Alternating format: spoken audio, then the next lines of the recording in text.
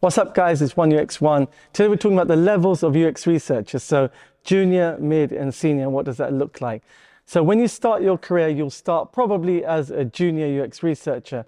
And that is when you don't have a lot of experience, obviously, but you also don't know a lot about the methods of UX testing and which one to use when, because that's a real test for people.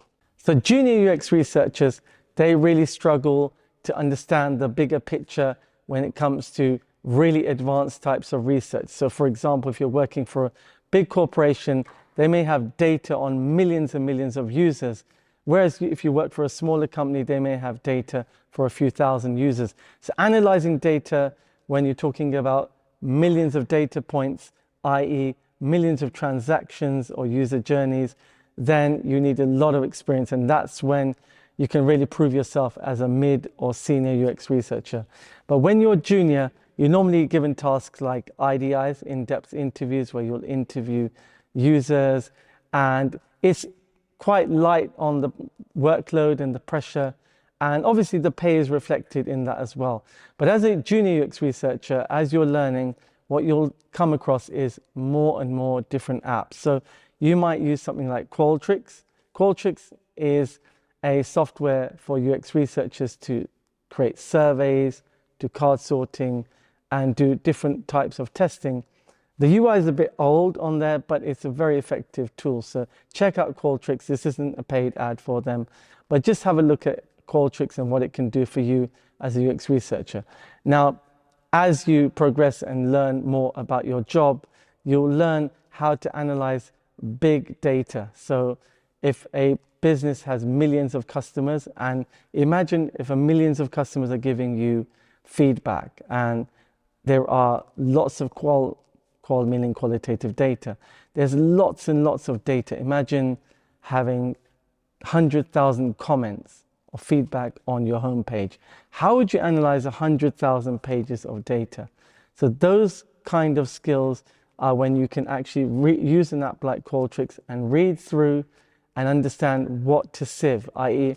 what to synthesize, and then what to analyze. So that's really what you need to start learning once you get your job, to get better and better at quickly finding the key findings, the key pain points, the key enhancements that users are expecting.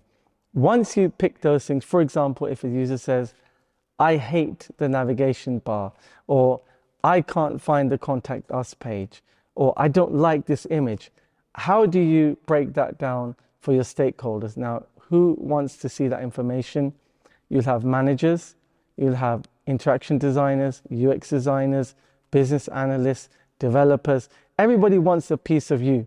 Everybody wants to know what UX researchers do, where the data is, and your skill is to be able to explain that story. So say, users don't like this image on the home page because, and you always give a reason and justify it. Now, you need to display that in different ways. So you can use images, you can share a PowerPoint, you can show a video recording, make sure it's data protected. So if people aren't authorized to use that, then they don't use it.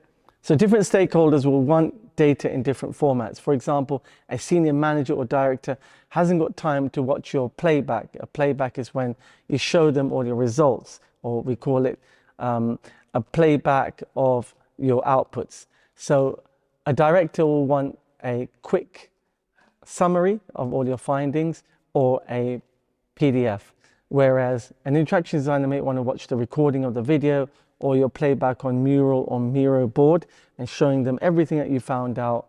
Or you could even screen share your Qualtrics and show them all the data. So it all depends on who wants to know what. So it's on a need to know basis, and that's what you'll be doing, breaking down that data for them.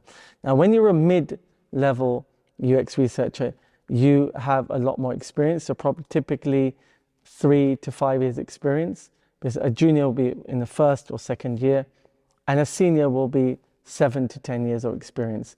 But you can become a senior earlier, depends on your abilities to learn and apply the knowledge and really understand the user and be able to communicate what users say, how they feel, how they want things done. it's all about what the users want and what they need and how you can relay that. That's what UX researchers do.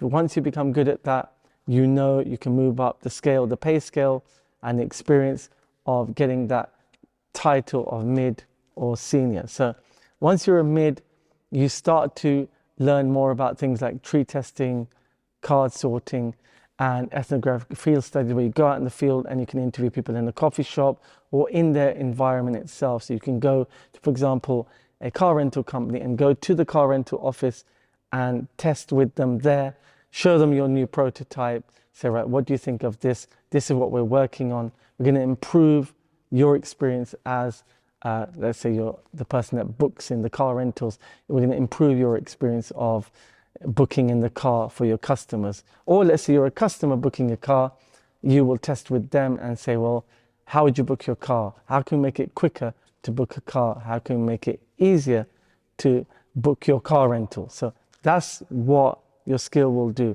It will allow you to test in different ways, more ways, and be able to communicate better. So with more experience, you become a greater UX researcher. And then how do you become a senior? A senior UX researcher is somebody who can train junior UX researchers, can mentor them, really guide them, and help them on that journey towards becoming better at understanding user needs and really converting all that data into findings that the key word is they're actionable, so you can action that data. That's the key difference. So a senior UX researcher can take on very challenging projects where projects are in trouble, websites are delayed, they've spent millions of pounds or dollars and they still don't have the final finished product, and they depend on your evidence-based research. That kind of person that comes in as like myself, they'll call me in when they're in great trouble. They're really delayed on the project, they've spent a lot of money, they need someone to problem solve, come in and quickly find out what users want, what the pain points are, how we can improve the service, and then that way they will be able to really progress on the project and save time and money. So when I'm called into a project where things haven't gone so well, it's a lot of data I need to go through, read previous UX research reports, watch previous recordings, look at the data that we have and say, right, this is the best way forward. So I'll start like a kickoff meeting and say, guys, what do we want to do next? Where is the prototype? Where is the website right now? And how can I help? So I'll say, right, what I'm going to do, I'm going to test this page. I'm going to improve this service or this tool. And that way people can see the value of a senior UX researcher, and I can also mentor and guide other UX researchers I might be working on. Because some projects you have 2, 3, or 4 UX researchers in one project. So what you can do is really delegate as well, and then that moves on to the next job, which is a UX lead. A lead is someone that doesn't actually do a lot of testing, but they understand every UX researcher's job and all their priorities, and they sort of overlook and support. So they may be the one that helps you recruit people, give out incentives like $20 for each participant of the testing, and they approve that payment. And you may go to your lead if you need advice, or you want training, or you want a new tool, so they'll get you a license to get a tool for testing. So that's what the UX leads do, and that's the progression of the UX research career. So you can go from junior, mid, senior, and then lead. All of that means that you get this great career that is ever evolving, always constantly growing, learning more methods, and really becoming a great UX researcher that can really make a difference to any project. And the more projects you experience, and that's why I recommend that you shouldn't stay in one job too long when you're new in UX research. Stay longer and learn more, and that way you get all those variations of experience, and the more experience you have, the better chances you are of becoming better at your job and getting that promotion, getting a better salary, also getting better job satisfaction. But it will become more challenging as you go up. Until you get to the lead, I think the lead's job is a bit easier than the others, but at least it seems that way, because the leads, they are delegating rather than actually doing the actual work. So they're actually more about supervising. I have done lead positions, but not for very long because I prefer actually testing myself. So for me, it's more about testing with users than just becoming a manager or a management professional. So again, think about where you are right now. What amount of data can you analyze? Do you know how to test with users? Don't forget to drop any questions you have. I'm happy to answer them. Subscribe and click the notification button, and I'll see you on the next one. This is 1UX1.